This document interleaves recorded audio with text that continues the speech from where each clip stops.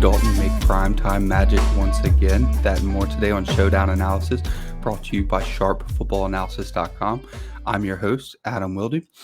We've got New Orleans heading to Tampa Bay as 3.5-point underdogs, and the over set to 40.5. So we'll get into the DraftKings slate and talk a little bit about why I disagree with that and how that's going to affect your Showdown lineups. So I think that the game could go over, and I also think that Tampa Bay could kind of crush that spread.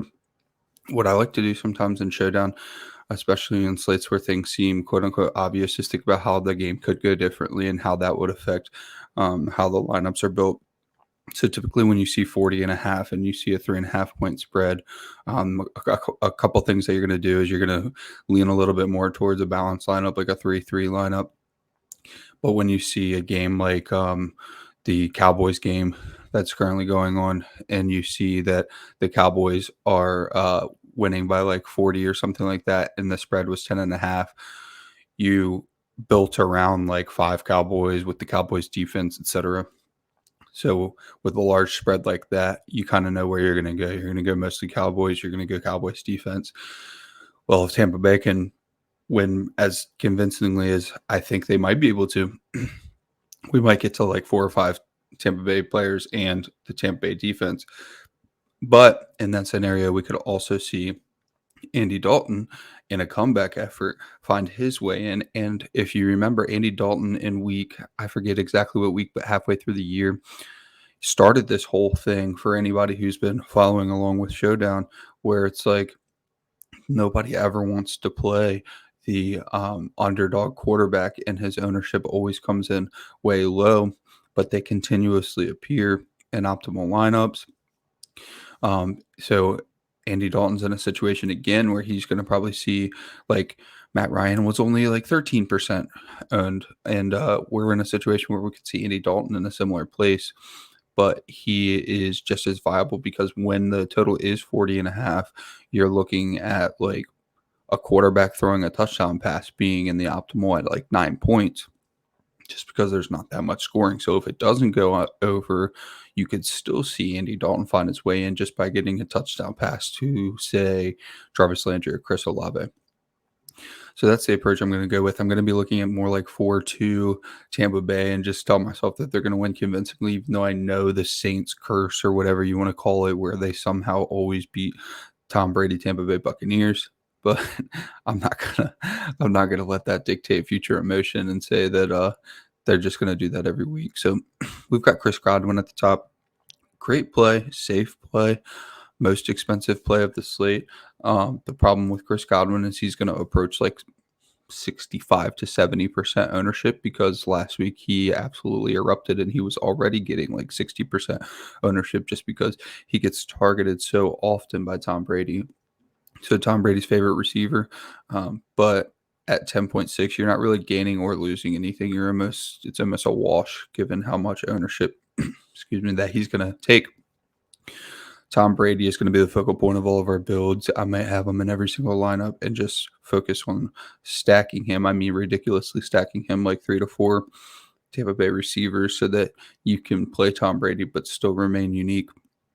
Alvin Kamara is a good run back option, because if you pay $10,000 for Alvin Kamara, it forces you to go down the totem pole for Tampa Bay receivers. So you're not going to be playing Chris Godwin or one of Chris Godwin or Mike Evans. It's going to force your lineup to get a little bit more different.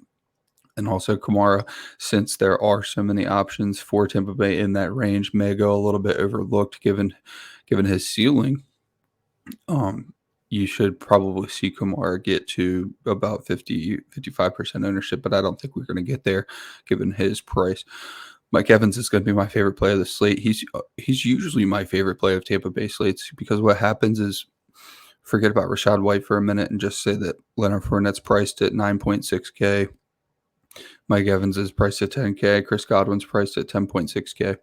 Mike Evans always goes overlooked because he's the third best option on most slates between Fournette, Godwin, and Mike Evans. So he usually gets like 28, 30, 35% ownership, while the other guys are getting close to 60 or 70, just because it's like, well, we like Mike Evans. We know he could have a ceiling week, but he falls in between those two where you can save money on Fournette and get a better raw projection, or you could just pay up for Chris Godwin and get a better raw projection. So Mike Evans is always someone that I'm willing to take a chance on, and he's paid off multiple times this year, even at captain. So I'm going to go back to Mike Evans. He's not the best raw projection of the bunch. This week, you might think it's a little different because of the Leonard Fournette and Rachaad White situation, but to me, that just makes even more of a difference because, yes, there's a lot of uncertainty with Leonard Fournette now, but he's priced so far down that it kind of balances out.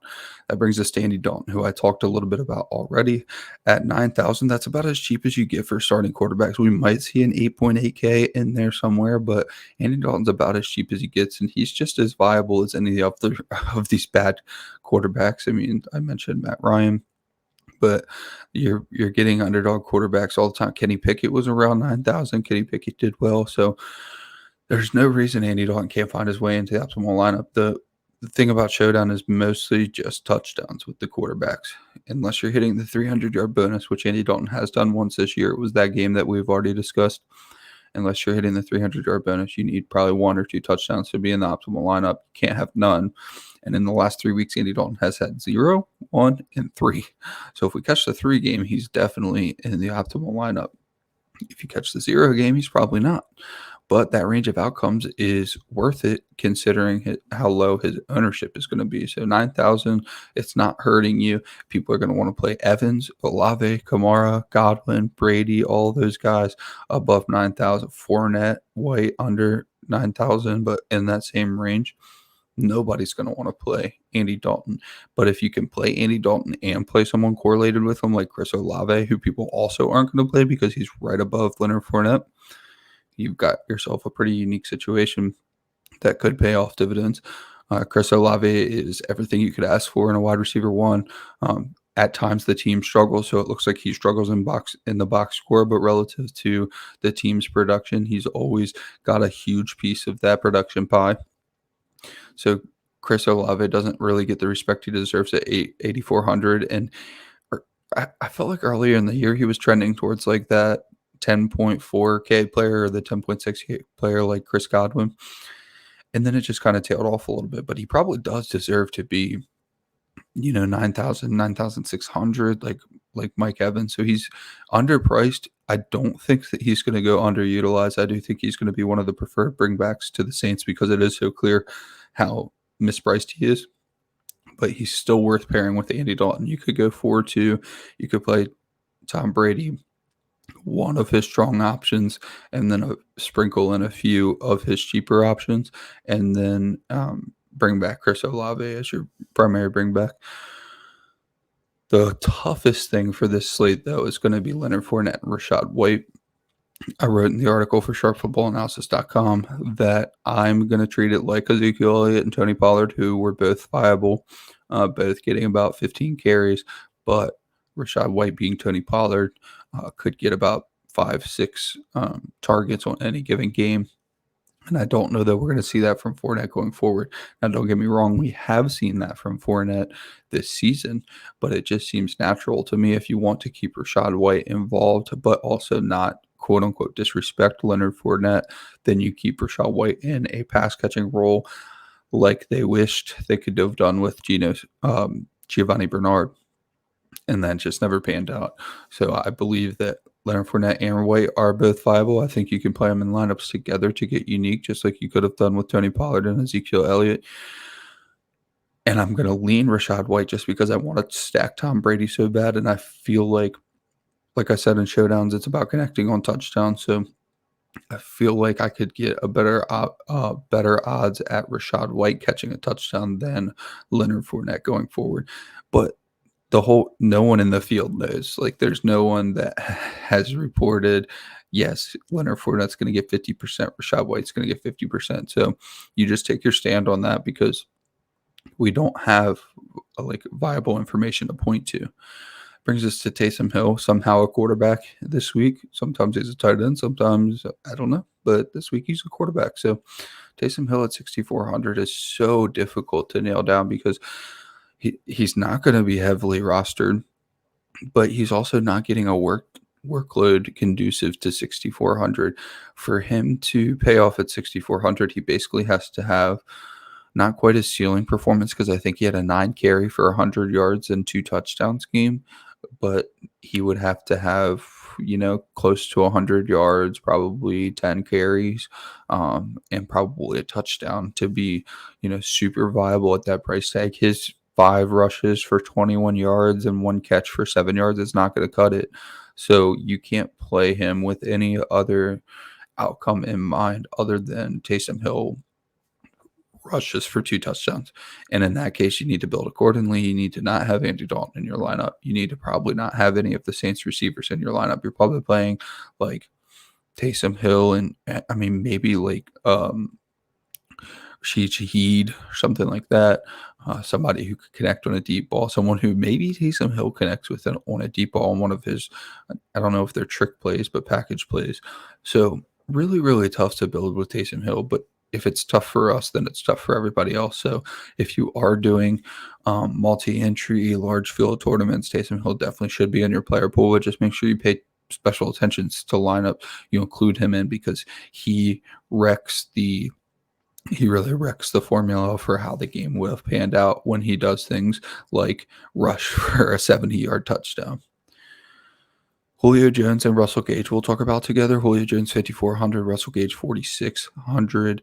I'm leaning Russell Gage. I feel like with the playoffs coming up, even with the Buccaneers not in a winning position, they're still leading the division. I believe they're still going to lead the division if they lose tonight. I'd have to fact check myself on that, but either way, Julio Jones played his most snaps last week, 64% of the snaps, if I recall correctly. But Russell Gage was out. They've only been healthy together one game. It was week 1. Julio played like 55% of the snaps. Russell Gage played like 45.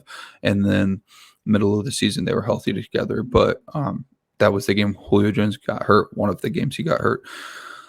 My lean is that Russell Gage is the preferred option for them to carry a huge snap workload, because Julio Jones is the one they would like to be healthy. So it's nice for them to see 62% for Julio Jones, but I don't expect that to continue to go up. I expect that to trend down a little bit now that Russell Gage is back. It just makes sense. Why would you? They didn't bring Julio Jones in for the regular season. They brought him in for the postseason. Remember, Russell Gage was already in the plans. He was with the team, I think, for at least a month before Julio Jones signed, and Tom Brady was a big part of that recruiting effort. So if we can reach back in our brains all the way that far, it just leads to Russell Gage getting maybe a little bit more of a snap share. That doesn't mean that Julio Jones is not viable, and that also doesn't mean that you can't play the two together. It just means that Russell Gage is a really strong option at 4,600. He should get close to 6 targets, something like that, and that's enough to be plenty viable at 4,600. Jarvis Landry's in kind of that tier at 5,200 where he could get something like 5 to 6 targets, but he's not that 11 target player anymore, and he doesn't have that ceiling. So he's just barely viable at 5,200, more just to be a pivot play against Julio Jones and Russell Gage. You compare Jarvis Landry with Andy Dalton and be pretty unique. We have Mark Ingram. Mark Ingram, to me, is not viable. He's too expensive for his workload. He would need a touchdown. Traquan Smith has pretty much lost wide receiver 3 duties to Rashid Shaheed. That's a tough one to get out every time. But I like Shaheed the most of any punt play on the slate, and Adam Troutman pretty much is just serving as somebody who hopefully takes ownership off Shaheed. Also, Kate Otten, hopefully someone who takes ownership off Shaheed, because technically all 3 are viable, but Shaheed has shown he's had an explosive touchdown run, he's had an explosive touchdown catch, and then he's also carved out a role to where he's getting 3 to 4 targets a game. So at 1,400, Shaheed playing, his snap share is probably going to go up. I mean, it's been around 50% the last 2 weeks, and it's probably going to get to 60-65% with Jawan Johnson out. So, yeah, I'm expecting more 3 wide receiver sets, and I'm expecting Shaheed to be on the field a lot. It's going to be no surprise. Like, when you're building lineups, don't count on Shaheed being the pump play to be one of your low-owned players, because he probably won't be. You're going to have to get unique with like Julio Jones, Russell Gage, Jarvis Landry, guys like that, because you're not going to find your leverage in the punt range. But like I said, Adam Troutman, we've seen this before. Jawan Johnson's down. Adam Troutman's a starter. It's never seemed to matter. Maybe he turns it around this week, but in the past, Adam Troutman has not been able to get it done as the primary tight end, as a receiver at all, really. K. Dot and I like a lot, especially as leverage off of Shaheed if you don't need the safe punt play. I like K. Dot because he's playing the same snap share as Cameron Brate, but he put up a 0 last week, so he's probably going to get overlooked quite a bit.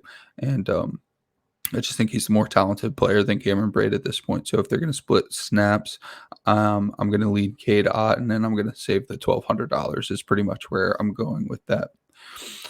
So we'll build real quick and see what we can put together, and then we will get out of here. So Mike Evans is going to be one of my favorite captain plays. Actually, let's save some money with Chris Olave. So we're going to go Chris Olave at captain. And then we're going to try to fit in Andy Dalton, and then we have to get Tom Brady in, and then we have to see if we can get Mike Evans in. And now we have 4,200 per player. So we have Chris Olave at captain, Andy Dalton in the flex, Tom Brady in the flex, Mike Evans in the flex. Now we need to go grab somebody from that Julio Jones conversation. I'm going to pick Russell Gage, and that leaves us with 3,800. You could do Will Lutz here. You could do Cameron Brate here. You could do Otten, Shaheed, Troutman. Here, I would like to do Shaheed, but like we talked about, I'm not trying to lean too heavily into the 3-3 build. I think that a lot of people are going to do balanced builds. So what I'm going to do here is go K. Dot for the reasons we just spoke about. So you've got Chris Olave, Andy Dalton, Tom Brady, Mike Evans, Russell Gage, and Cade Otton. I like this lineup a lot. I think that you don't want to really move Mike Evans into captain because of how many other receivers you're playing. It would be really tough for Mike Evans to get there with also Russell Gage and Cade Otton getting there. But you could put Tom Brady at captain potentially. I don't know if you have enough money for that. You probably do not. Let's try. Tom Brady at captain here would also be viable. Tom Brady at captain. Not quite enough. Not quite enough for what? Oh, yes, there is. Okay, so Tom Brady at captain, and then Andy Dalton, Chris Olave, Mike Evans, Russell Gage, Cade Otton. That's also a very strong one, and that leaves 1,000 on the table. So something like this is what I'm going to be targeting tonight, and I'm going to try to include Andy Dalton and just cross my fingers. So that's going to do it for today. Thank you all for coming out. This is Showdown Breakdown brought to you by SharpFootballAnalysis.com. I'm your host, Adam Wilde, and I will catch you next week.